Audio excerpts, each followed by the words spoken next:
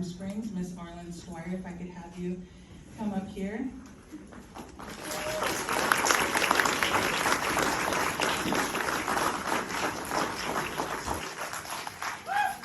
We're really excited because this is the first year since we're bringing back the pageant, and what better way to celebrate Native women in leadership by celebrating Native women in leadership.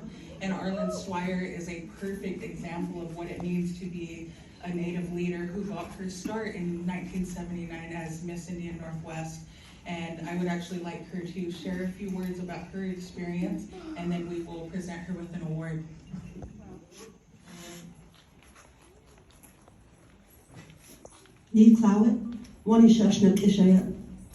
Good evening. It's very humbling and such a privilege to be before you to receive such an award. I have glorious memories with Barbara Farmer Alatorre as my mentor, as someone that showed us how to represent our people in the Northwest all across the country. And we were at downtown with these elder ladies that were donating their time. They were very young themselves, doing the fundraising to bring this book to where it is today. And I don't know how many of the Miss Indian Northwest there are. I know there's about 5 from Warm Springs for sure, I know that. I looked up to all these ladies and admired how they conducted themselves and what it took to wear the beautiful regalia. Mine is about 6 generations old, and I've had to redo it a couple of times to continue it in my family. And so, as Miss Indian Northwest, I went to the Miss Indian America pageant, the Miss National Congress of American Indian pageant. I got runner-up at both of those pageants, and traveled across the country. I won the Queen of the Native American Cattlemen's Association. I got to ride horses and rodeos all across the country. And I'll just tell you a short story about getting off a taxi cab, dressed cowgirl, at a national rodeo at Madison Square Garden. The kids skipped school. The city kids wanted to get our autograph. They never seen Native Americans in their life. They never seen cowboys and cowgirls in their life, and they were fascinated by that.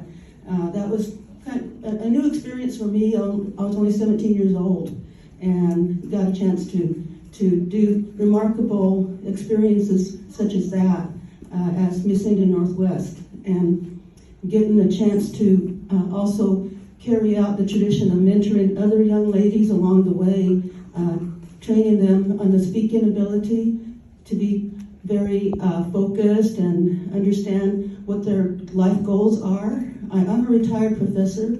I taught business classes for about 7 years at Heritage University, and I owned a business called Red Sky since 2003, and the COVID sure beat all of us up, I'll tell you what.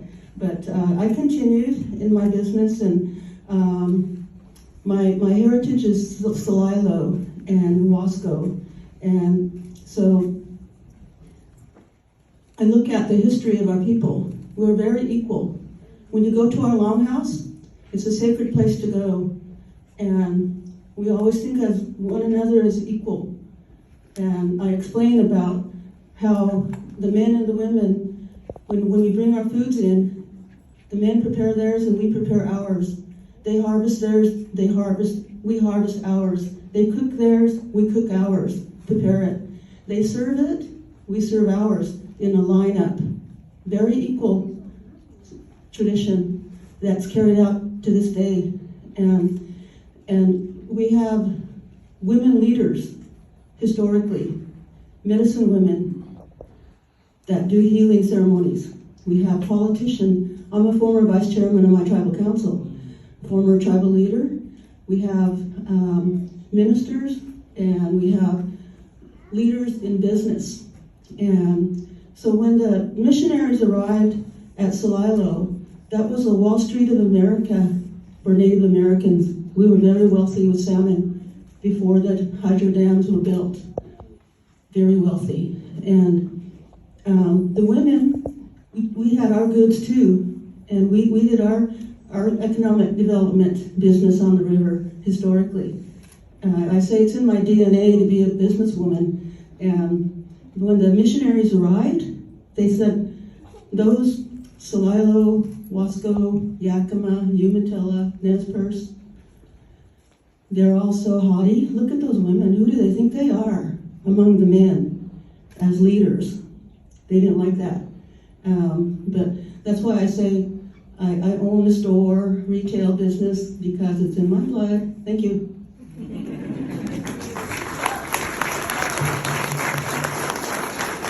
Honor that we present you the Dare to Soar Award, and it is called the 2024 Elite Women's Entrepreneurial Award, presented to Arlen Stwyer.